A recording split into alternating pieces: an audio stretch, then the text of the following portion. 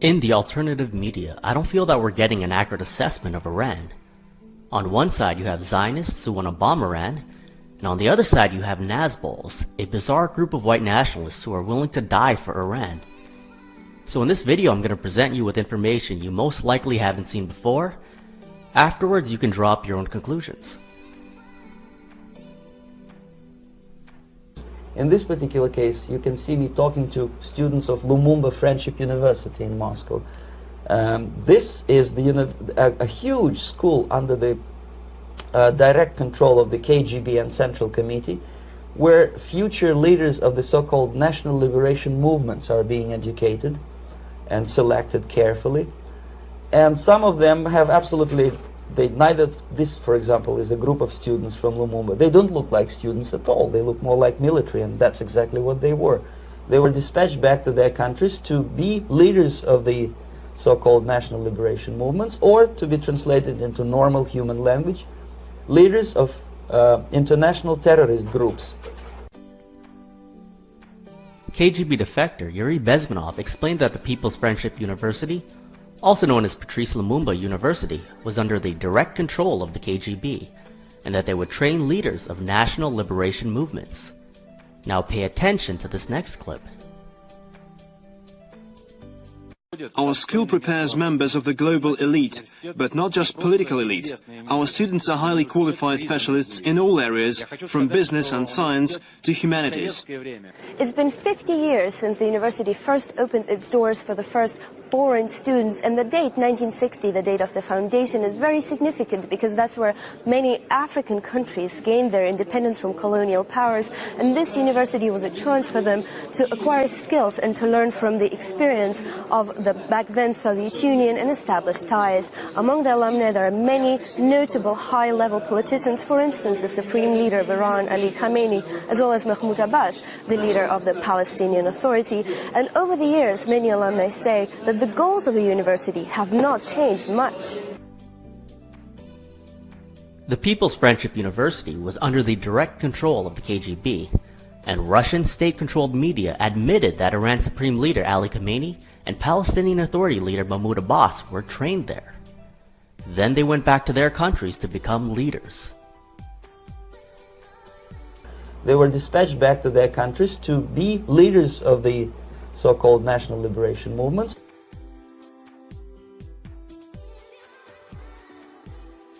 Remember in my documentary, Putin, Bibi and the Bolsheviks, where we went into the Mitrokhin files? Well, guess what? The Mitrokhin files also revealed that Abbas was a Soviet spy in Damascus during the 80s.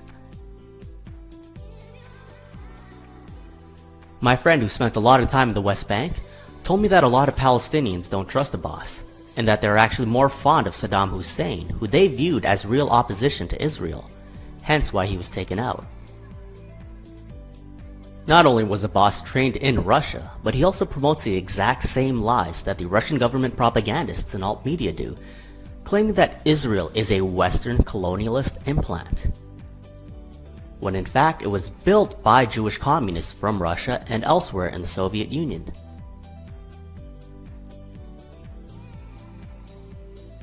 This blame the West, blame white supremacy narrative is cultural Marxist propaganda, and Khamenei promotes this as well as the Soviet PSYOP in Charlottesville.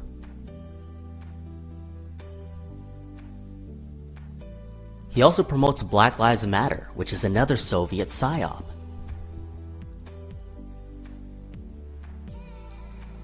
So we're seeing members of the global elite who are trained by the People's Friendship University promoting this Marxist propaganda. And they aren't just training people from Iran and Palestine. Most of their agents are actually dispatched back to Western countries because these are the primary targets of subversion. It's a great brainwashing process which goes very slow, and it's divided in four basic stages. The first one being demoralization. It takes from 15 to 20 years to demoralize a nation. Why that many years? Because this is the minimum number of years which requires to educate one generation of students in the country of your enemy, exposed to the ideology of the enemy. In other words, Marxism-Leninism ideology is being pumped into the soft heads of at least 3 generations of American students without being challenged or counterbalanced by the basic values of Americanism, American patriotism. The result you can see. Most of the people who graduated in the 60s, dropouts or half-baked intellectuals, are now occupying the positions of power in the government, civil service, business, mass media, educational system. You are stuck with them. You cannot get rid of them. They are contaminated.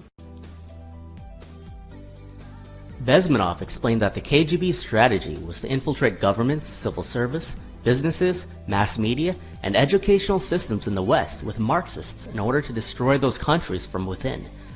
This is exactly what we're seeing today.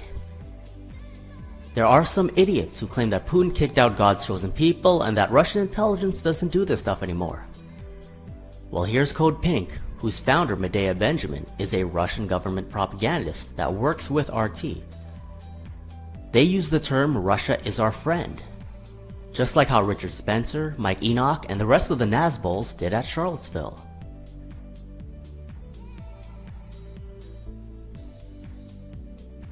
Code Pink also works to promote Russia's geopolitical interests. They were campaigning to stop military aid to Ukraine after it was invaded by Russian forces. Spencer also campaigned to stop military aid to Ukraine and even smeared the Ukrainians as Nazis. This is funny because Spencer complains about the SPLC smearing him as a Nazi, but then he turns around and does the exact same thing to Ukrainian nationalists. Code Pink promotes LGBT, open borders, and anti-racism causes in the US, but they don't promote this for Russia, who is paying them. Now think about what Bezmenov was saying earlier.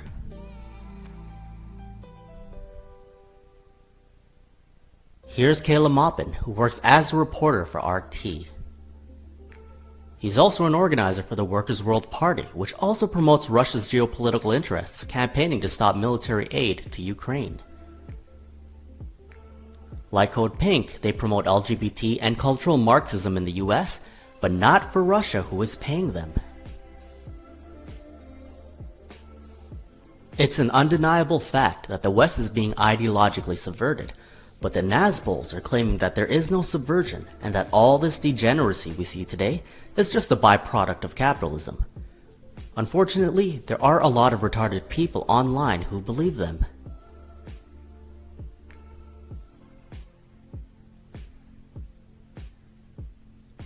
But also this kind of specter of communism that is haunting us, where we always see this as this, the big bad and we need to oppose it. But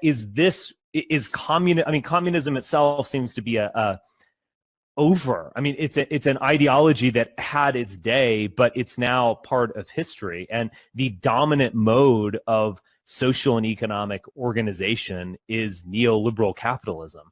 And so this idea that we're not going to blame that, we're not going to look at that, seems just intellectually dishonest, to be honest. Yeah, I agree 100%. I mean, So these Nazbols are trying to cover up the KGB's cultural Marxist agenda, and they're also shilling their asses off for Russia's ally, Iran. These white nationalists are putting Iranian flags in their name tags, despite that government's explicitly anti-white behavior. In the alt media, Iran is viewed as a based traditionalist country. The people promoting this narrative are sick liars. Here's women in Iran before the revolution,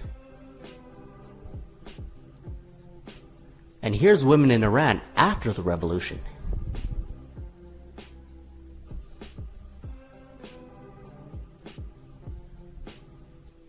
In 2008, Iran carried out more sex change operations than any other nation in the world except for Thailand.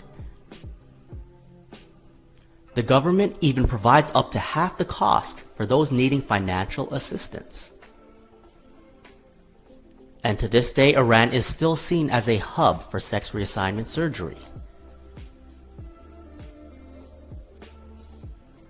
هر کی امکان داره تو یه سنی متوجه بشه. واسه من اینجوری بود که بعد از سن بلوغ متوجه شدم، دیدم که خب مثلا پسرها یه جور شدن خیلی عشق قلدری و مثلا یه جوری، ولی من مثلا اونجوری نیستم. مثلا دنیا یه جوری دیگه، یه خیلی دنیای قشنگ و کوچولویه و مثلا دوست داشتم با دخترها قاطی بشم، بعد طرف نمیشد و من تو جمع پسرام خیلی پذیرفته نبودم، مثلا مسخرم میکردن. So they call it the Islamic Revolution, but sex changes in Iran became legal shortly after Ayatollah Ruhollah Khomeini took control of the country. Is there another Muslim country that promotes and finances transgenderism? This reminds me of the Islamic Marxist Ilhan Omar, who not only supports transgenderism, but wants to lift the ban on transgender men competing in women's sports. She claims that it's discrimination.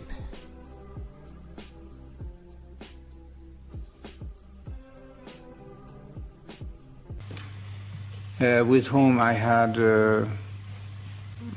to take some strong measures. Would Your Majesty say that there is still opposition to you, be it religious opposition, be it communistic opposition? Communistic, very much, every day more. And a very, very funny thing developing now is what the Marxist organization, which has a label of Islamic Marxists. This is something quite new. Yes, definitely. I think the more we have success, the more desperate they become, and they try to do what they can against us. Some people think the revolution in Iran was organic, and some don't. The Shah claimed that it was Islamic Marxists who were trying to overthrow him, and it looks like there is some truth to that. Sex changes became legal in Iran shortly after the revolution, yet Russian government propagandist E. Michael Jones considers the Iranian Revolution to be a good thing.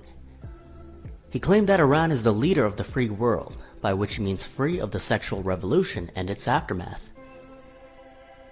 Through its revolution, says Jones, Iran was able to avoid the fate of Western Catholics.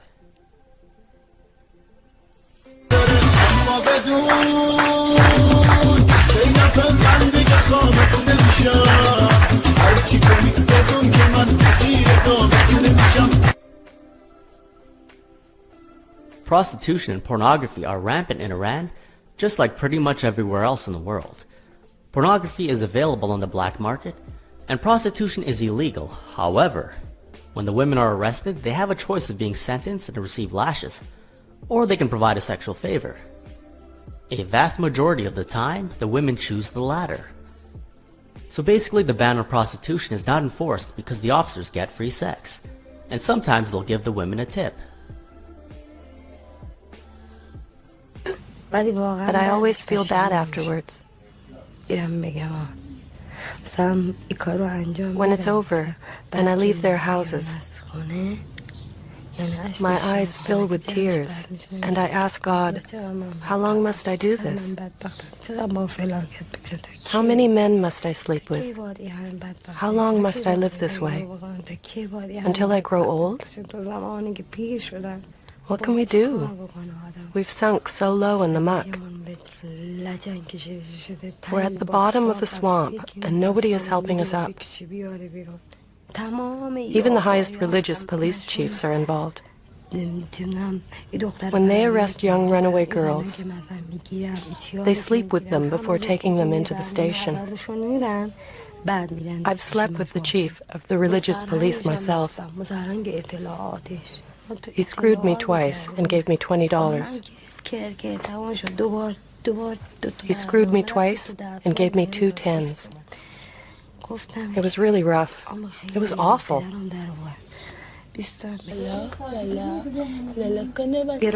They ignore drug use, so young people won't revolt. If people protest, they're executed.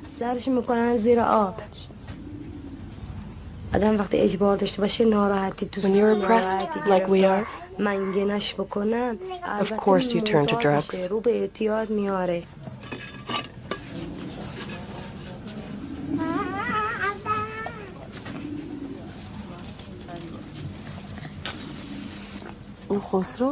You know Khosrow, the cop?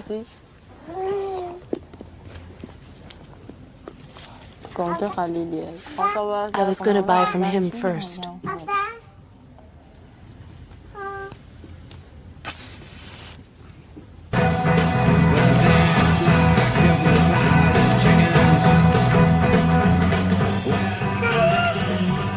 Goldfinger's better than Dr. No. Both of them are a lot better than Diamonds Are Forever.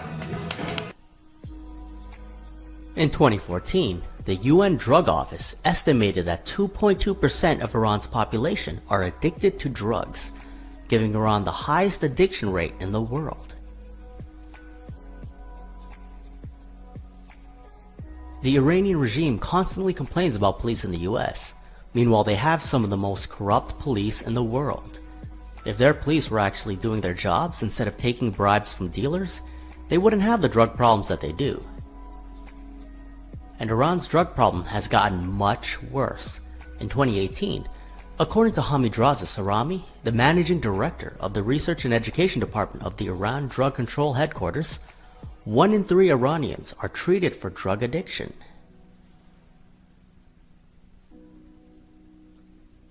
Iran's drugs come from the neighboring Afghanistan, which produced 5,500 tons of opium in 2013, making it the world's leading source. You need to ask yourself, are these drug smugglers masterminds? Or is the Iranian Revolutionary Guard allowing them in for the sake of profit? General Gholam Reza Baghbani is an IRGC Quds Force officer and the current chief of the IRGC QF office in Zahedan, southeastern Iran, near the Afghan border. He's said to have allowed Afghan narcotics traffickers to smuggle opiates through Iran in return for assistance. What a lot of the alt media will not tell you is that Iran actually invaded Afghanistan alongside US forces in 2001. Qasem Soleimani, commander of the IRGC Quds Force, who the pro-Russia alt media portrays as a hero, was involved in the invasion of Afghanistan. So these shills constantly demonize the US for its actions in Afghanistan, meanwhile they completely ignore Iran's involvement. طالبان احساس یعنی ایران رو دشمن خودش میدونست و این اسلامی که در ایران بود قبول نداشت. وجود طالبان در شرق ما یک تهدید جدی استراتژیک برای ماست. این طالبان دشمن ماست. آمریکا هم احساس می‌کرد طالبان دشمن ماست. و سرنگونی طالبان در درجه اول تامین کننده منافع ایران بود.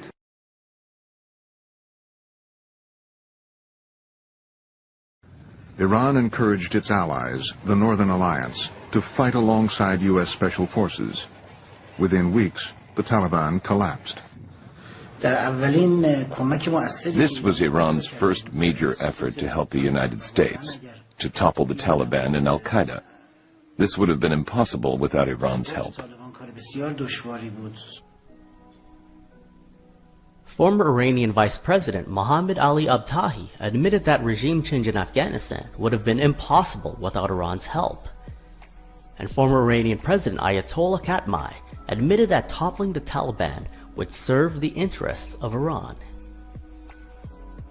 Yet we see Ali Khamenei regularly demonizing the US for the invasion of Afghanistan, despite the fact that his own government was involved. He's a hypocrite. He wrote on Twitter, "How much did you spend in Afghanistan and still face losses?" What's funny is that Iran's population actually suffered the most from the invasion of Afghanistan. In 2000, the Taliban banned opium production because drug use is forbidden in Islam. You would think that Iran would support this or at least not interfere with it. Instead, the IRGC helped overthrow the Taliban. Then the IRGC allowed Afghanistan's opium to flow into Iran. As a result, Iran's population has been devastated by drug use. So Iran calls itself the Islamic regime, meanwhile it has the highest opium addiction rate in the world. Think about that for a second.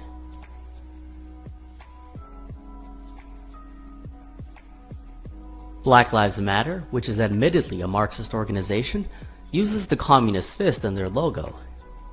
And the Quds Force uses the communist fist in their logo as well.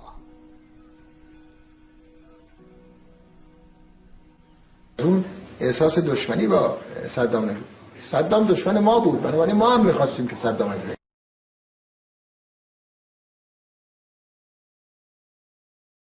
گفتم بیا این تجربه افغانستان رو در مورد عراق رو تکرار بکنیم، منتها این دفعه 6 به علاوه 6 باشه. 6 همسایه عراق به علاوه 5 عضو دائم شورای امنیت که آمریکا هم جزو اوناست، به علاوه مصر. Iran wanted more than George W. Bush, Saddam Hussein overthrown. That was absolutely 100%. There was not an epsilon of doubt on Iran's side that Saddam has to go. The US and Britain were used to do the dirty work, but it's a fact that Israel and Iran wanted Saddam gone the most, and they were the ones who actually benefited from it. After Saddam was gone, Iran expanded its influence in Iraq and filled the power vacuum. We would be seen as liberators in Iraq. Remember how the neocons said that the American troops would be greeted as liberators? Well, Ruhollah Khomeini's grandson promoted that propaganda as well. Quote, "As an Iranian, I see it as a liberation from oppression and dictatorship and tyranny, which was never known before in history. This was their salvation from their suffering, which harmed the Iraqi people." Iran didn't just aid the invasion of Afghanistan, they also aided the 2003 invasion of Iraq and allowed US forces to use their airspace to carry out the attack.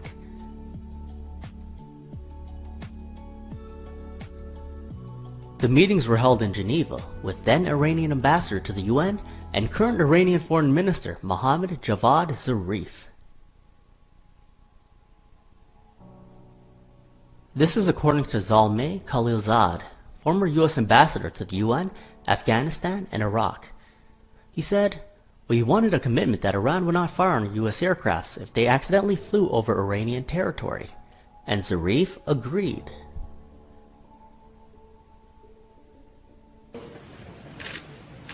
Mr. Zarif, do you recognize this? You should. It's yours. Zarif criticized Bibi and Bolton for being conspirators in the disastrous Iraq War, but in reality, he conspired with them. Iran chanting death to America and death to Israel for what they've done to Muslim countries is extremely hypocritical.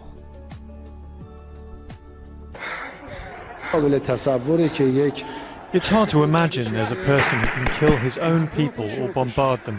That's really ugly. I advise strongly that everyone should allow their people to talk and reply to their demands. They lead these people. How can a ruler bombard his own people and then say if anyone speaks out, I'll kill them? This is not acceptable. People should have freedom and decision-making powers in their own future. This is their right. I think everyone in the world is very shocked at what's happening in Libya. It's really bad. I think they should heed the demands of their people. But of course, as we know, anyone who doesn't respect the will of their people, well, their fate is written. Iran supported regime change in Iraq, Afghanistan, and Libya as well. Yes, Iran criticized NATO, but that was only to make the West look bad. In reality, they supported the Libyan rebels, some of which were Al-Qaeda. Quote, "Iran's National Human Rights Committee denounces brutal and inhumane acts of the Libyan government against its oppressed and defenseless people and extends sympathy with victims and those harmed following violence." Iran gloated about Muammar Gaddafi's death, just as Hillary Clinton did. The official IRNA news agency quoted Foreign Ministry spokesman Ramin Mehmanparast as saying, "The inevitable fate of all dictators and oppressors who do not respect the rights of their people is destruction." The Islamic Republic of Iran welcomes this great victory and congratulates the Muslim Libyan people and the National Transitional Council. The pro-Russia alt media demonizes the West for supporting the Arab Spring. Meanwhile, they completely ignore the fact that Iran supported the Arab Spring for Sunni-led countries. Ali Khamenei called the Arab Spring an Islamic awakening. A couple of years ago, I met a Muslim from Bahrain, and he told me that Iran was interfering in his country's politics. At that time, I was an Iran fanboy, and I refused to believe him. Now that I'm more researched on the issue, I realize that he was actually telling the truth. Iran supported the overthrow of Sunni-led regimes so that they could expand their influence afterwards. Most of you don't know that and are being manipulated just as I was a couple years ago. On Twitter, Khomeini criticized the West for all the unlawful bloodshed in Libya, even though his government supported it. And he added, "Why is the mass murder of Muslims not important to anyone?" The devil doesn't stab you in the front. He pretends to be your friend and then hurts you the most. The Iranian regime is the real Great Satan. They supported the mass murder of Muslims in Afghanistan, Iraq, Libya, and Chechnya as well. Есть обычно два качества. Есть его сильная сторона, есть слабая. В чем сильная сторона нашего врага? Нашего врага, у него нету никаких качеств. Ему не свойственно понятие честь, благородство. Да, есть среди русской армии порядочные офицеры, порядочные люди, но их очень мало, к сожалению. У этой армии нету никакой чести. У любой войны есть правила. У любой войны есть правила. У этого народа, у этой армии, у этой страны нету этого правила. Если они говорят, если так называемый президент террористического государства Русня говорит, что он будет выставлять украинских женщин, детей и стариков вперед, их солдаты будут идти за ним, этим все сказано. Что я могу добавить? И вы же сами все прекрасно понимаете. Что бы вы сказали, Путин? Что бы вы сказали? Я не хочу к этому человеку, если его можно назвать человеком, обращаться к нему. У меня нет желания к этому обращаться. Это не человек. Он должен помнить замученных, убитых чеченских женщин, детей. 300 тысяч ни в чем невинных стариков, женщин, детей. 42 тысячи невинных детей, которые он загубил. Которые его ястребы бомбили. Грозный, Чечню, Алханюрт, Самашки, Гойска, Ведено, Нажаюрт. Их называть их, даже слово Шатой, их называть слов не хватит. Тысячи загубленных детских жизней, загубленных людей.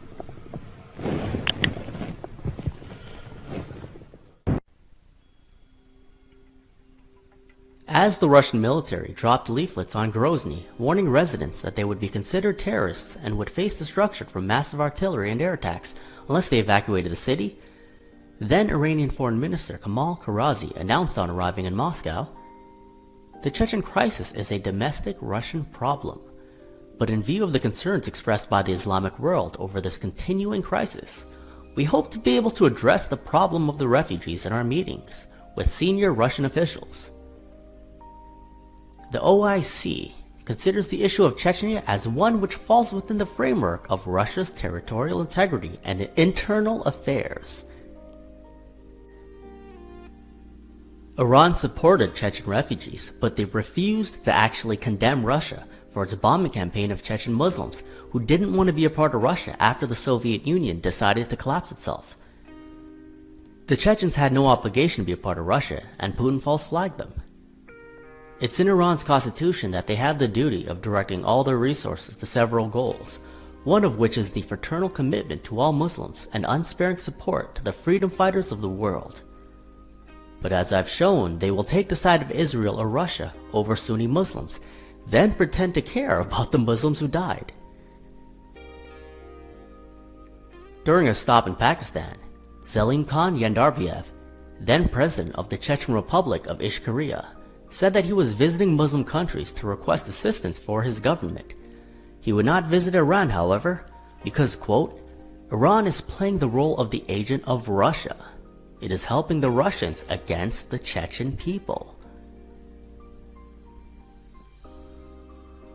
He wasn't lying. The supreme leader at that time, Ali Khamenei, is a trained asset of the KGB, and the Russian state-controlled media corroborates this.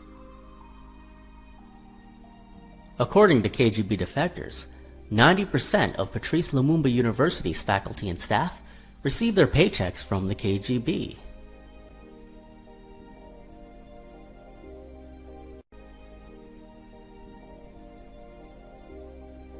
The pro-Russia alt media portrays Saddam as the one responsible for the Iraq-Iran war, and I used to believe that. Let's investigate that claim. مسئله جنگ واقعش این است که او اولی که انقلاب شد ما شعارهایی تندم دادیم بعضیا صدور انقلاب و امروز ایران و فردا عراق و پس فردا کجا و از این شعارهای تند سبب شد کشورهای مجاور وحشت بکنن. من رفتم خدمت مرحوم آیت الله خمینی تو همین منزل مقابل منزلمون که منزل آقای یزدی بود، اینجا خدمت ایشون عرض کردم همیشه در دنیا رسمه یک کشوری که انقلاب میشه هیئت‌های حسن نیت میفرستن برای کشورهای مجاور و به کشورهای مجاور حالی میکنن که ما با شما کار نداریم و سوابقمون و روابطمون همون دوربودست هست و اینا و ما متاسفانه این کار رو نکردیم و این کار هر چه زودتر بکنیم بهتر، برای که الان صدام داره زمزمه جنگ میکنه و او قرارداد الجزایر رو پاره کرده اینا، بنابراین هر چه زودتر جلوی این معنا گرفته بشه. که وقت ایشون فرمودن که نه این حرفات چیه، گفتم که آقا ما نمیتونیم دور کشورمون دیوار بکشیم، بالاخره میخوایم با کشورهای همسایه روابط داشته باشیم. ایشون فرمودن نه خیر ما میخوایم دور کشورمون دیوار بکشیم. That was Hussein Ali Montazeri, the Deputy Supreme Leader of Iran during the war.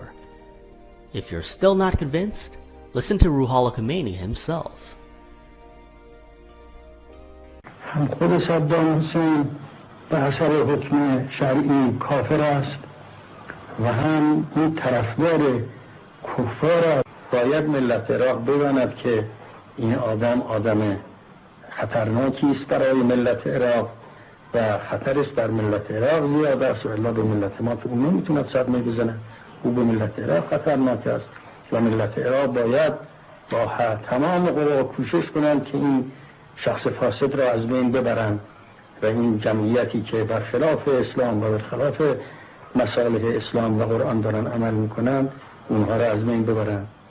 شما هم همین کار را بکنید که ارتش ایران نسبت به شاه سابق کردند، همینطوری که اونها رها کردن او را و متصل شدن به ملت و سربازها فرار کردن از پادگانها و متصل شدن به ملت، شما هم فرار کنید و قوای خودتون را صرف این کنید که این جرثومه فساد را از بین ببرید. خدا به شما تأیید میکند اگر چنانچه قیام کنید و این شخص را از بین ببرید و یکی را خودتون به جای او بگذارید. ما هم کمک شما هستیم در این که از خود شما، از ملت شما یک نفر اداره کند حکومت عراق را و این آدمی که برخلاف اسلام و برخلاف مصالح اسلام مشغول مفسده شده است این فاسد را از بین ببرید، با ملت همراه بشید. ملت عراق هرگز با صدام حسین موافق نیست، یک روز هم موافقت ندارد. ملت عراق با اسلام موافق است. کسی که با اسلام موافق است، کسی که کتاب او قرآن است، کسی که کعبه قبله اوست، نمیشد با یک آدم کافری که در پناه کفار دارد زندگی میکند و در پناه کارتر و امثال کارتر دارد به حیات خودش ادامه میداد، نمیشد با این همراهی بکنید. من به اونها سفارش میکنم، به ارتش عراق، که اگر میتوانند قیام کنند بر ضد این آدم و این آدم را از بین ببرند و خودشون جانشین او بشن و ما هم تاییدتون میکنیم. Khomeini said, I demand the Iraqi army rise up against this person, Saddam Hussein, eliminate him and replace him with someone else, and we will also confirm and support you. Let's say you were Saddam. What would you do if another country was calling for your assassination and actively trying to overthrow you? ما هو الطريق؟ القتال. القتال حتى النصر. دفاع عن الوطن وعن الشرف حتى النصر بعون الله. شو نسوي؟ نقاتل. والمقابل هو علي أنيلين. احنا ما ظل عندنا نقدمه للين. كل ما عدنا في قاموس اللين والسياسة قدمنا، فلم يبقى إلا أن نقاتل. تعجيزه هو الذي يقرب السلام. عندما يعجز يقبل بطريق السلام. والخميني عندما يدرك أنه يخسر أكثر مما يربح يقيم السلام حتى وهو حي وبقرار منه، لأن الخميني استخدم السياسة في كل ميدان، ويا الإسرائيليين استخدمها واشترى السلاح بقرار منه، ويا الأمريكان لقى عدد من المليارات لعبوا بقضايا الرهائن ثم أطلقهم بقرار منه، فهو سياسي. During the war, Iraq was getting its guns from the Soviet Union, not because the USSR cared about Iraq, but because of profit. And Iran was getting a lot of its weapons from Israel, not because Israel cared about Iran, but because they had a common enemy in Saddam. They weren't just sending arms to Iran. Former Mossad case officer Viktor Ostrovsky admitted in his book The Other Side of Deception that Mossad also trained Iranian pilots during the war. Iran was engaging in all this while simultaneously yelling death to Israel. Let that sink in.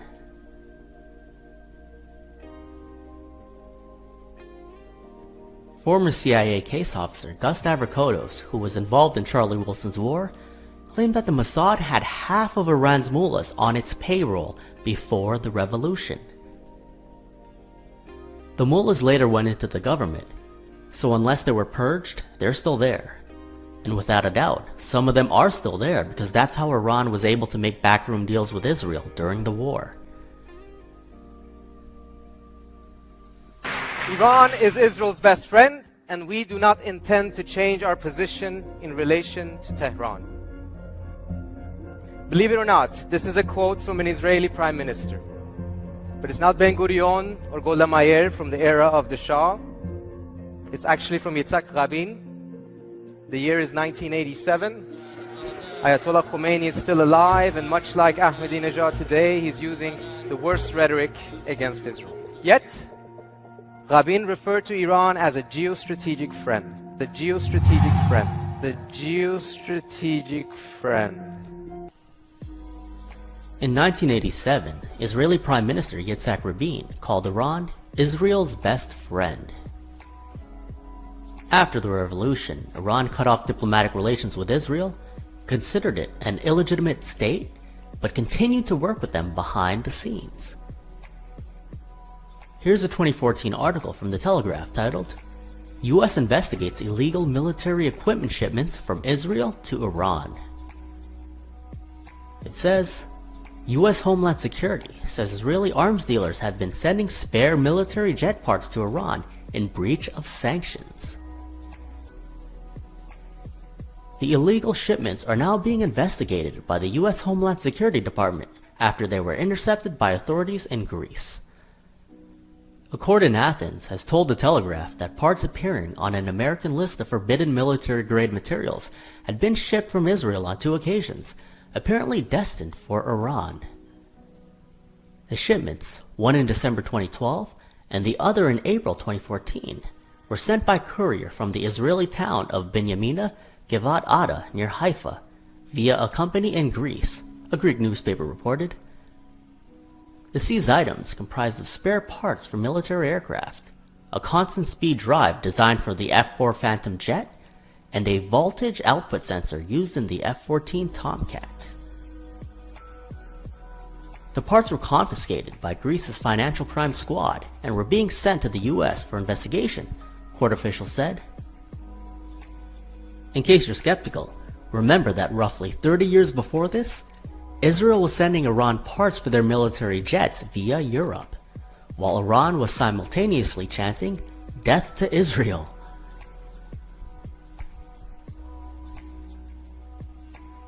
Previous illicit Israeli arms shipments to Iran have come to the public attention, notably in the 1986 Iran-Contra scandal, when it emerged that Israel was acting as a conduit to send weapons from the US to Iran in exchange for its help in winning the release of American hostages held in Lebanon. Credit to Amozi on Twitter for this next batch of research. Asadollah Asgharolati was known for being the wealthiest Iranian inside Iran until his death in 2019. His ancestors converted from Judaism to Shia Islam. According to Forbes magazine, he was a secret business partner of Israeli billionaire Mark Rich, who bypassed US sanctions and sold Iranian oil to Israel after the revolution.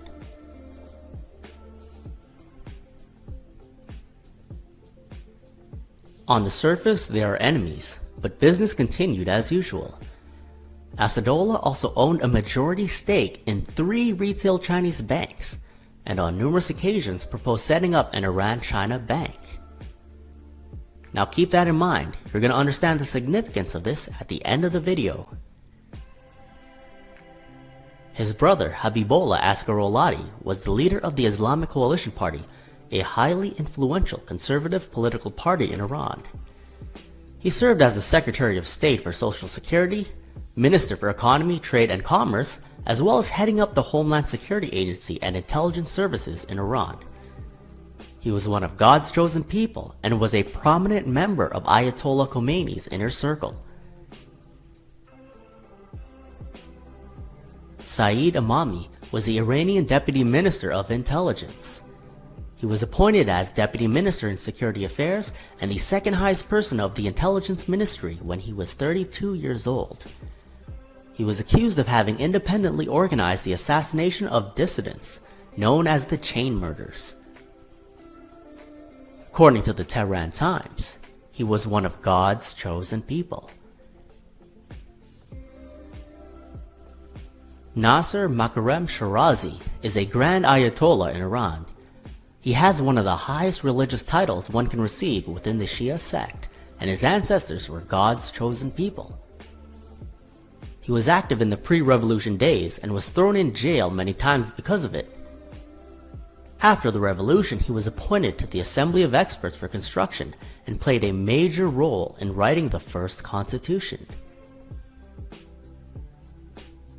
This information is from their public profiles on Wikipedia, and some Iran fanboys will not want to believe this. That's fine. Here's the Iranian parliament building with 33 windows.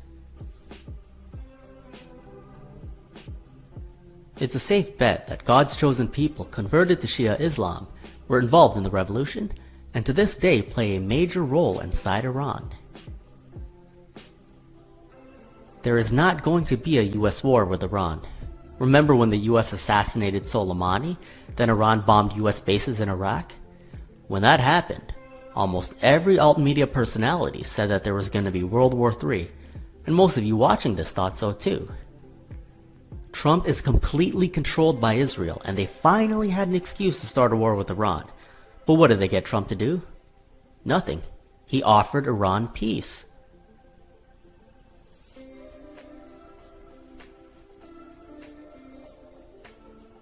If Israel really wanted a war with Iran, why would Bibi make a joke out of it year after year? And how close is Iran to getting it? Well, let me show you. Brought a diagram for you. Here's a diagram. This is a bomb. This is a fuse. Ladies and gentlemen, what I've told you now is not based on secret information. It's not based on military intelligence.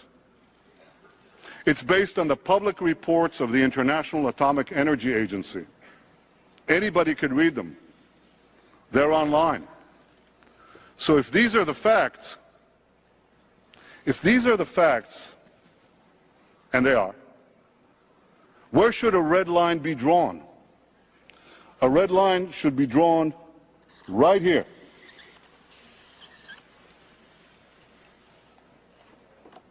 I just revealed something the world has never seen before.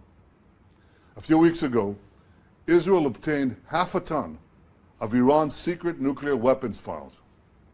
You want to see what that looks like?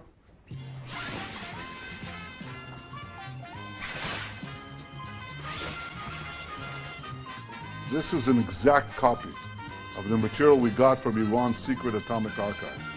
That's over 100,000 original Iranian files and documents of blueprints for nuclear bombs, timelines for uranium enrichment, simulation of nuclear implosion, much more. This atomic archive proves one thing: Iran lied through its teeth. The people in alt media telling you that there's going to be regime change in Iran are the same people that are calling Syria a US regime change war. These are disinformation agents who blatantly shill for the Russian government. Bibi has publicly said that he has no problem with Assad staying in power. The war started 9 years ago. If they wanted Assad dead, he would be dead. Israel and Iran are competing in Syria. Israel wants Iran's forces out of Syria. Putin has tried to get Iran to leave Syria, but they refused. Putin plays both sides, but he is more loyal to Israel, hence the time he gave Israel Iran's missile defense codes. Iran is Russia's client state, and Ali Khamenei is a trained asset, whereas Israel is basically Russia's golden child. It has completely infiltrated the US and provides Russia with all the important intelligence it wants.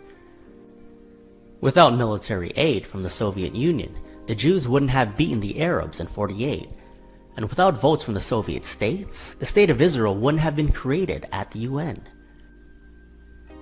Israel was built ground up by Bolsheviks from the Soviet Union, and they have agents at the highest levels of the Mossad. So whatever Israel steals from America ends up in the hands of Russia. That is why Putin gives preferential treatment to Israel over Iran.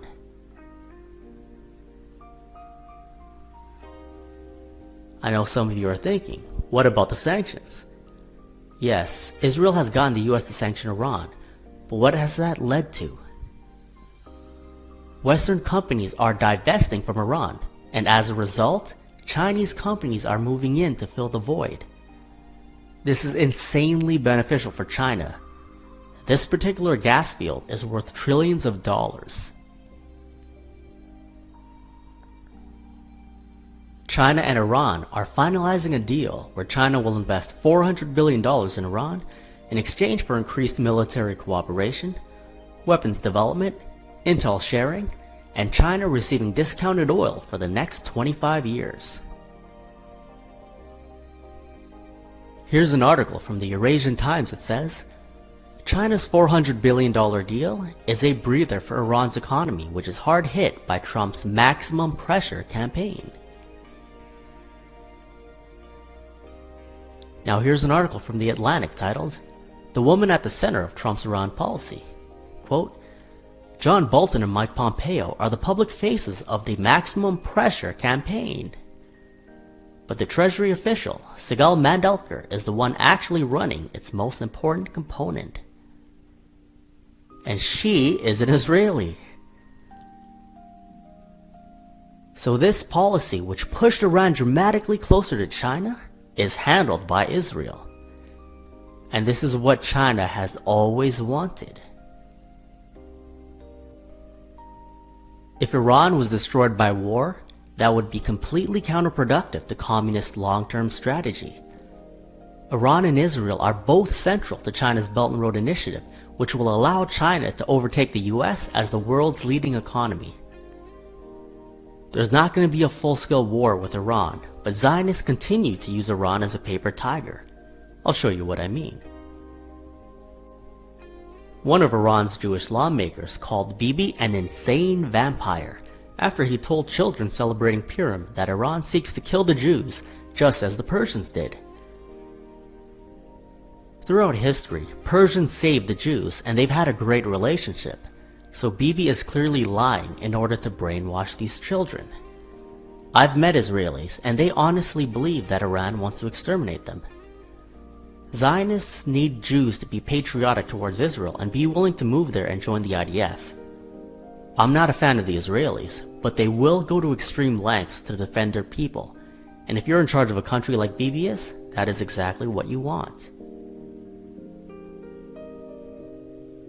bin Laden sits in Afghanistan. There is a source Well, of who else can you terror. identify, though? Because we're not saying he's responsible for this necessarily. No, we don't say that he's responsible. This is the time to deploy a globally concerted effort led by the United States, the UK, Europe, and Russia against all sources of terror consistently along 6 or 10 years in Iran, Iraq, Libya. After 9/11, former Israeli Prime Minister Ehud Barak basically called for war with Afghanistan, Iraq, Libya, and Iran. Let's say you were Iran. Would you help Israel topple Afghanistan, Iraq, and Libya? No, you wouldn't, because after they're gone, you're next on the chopping block.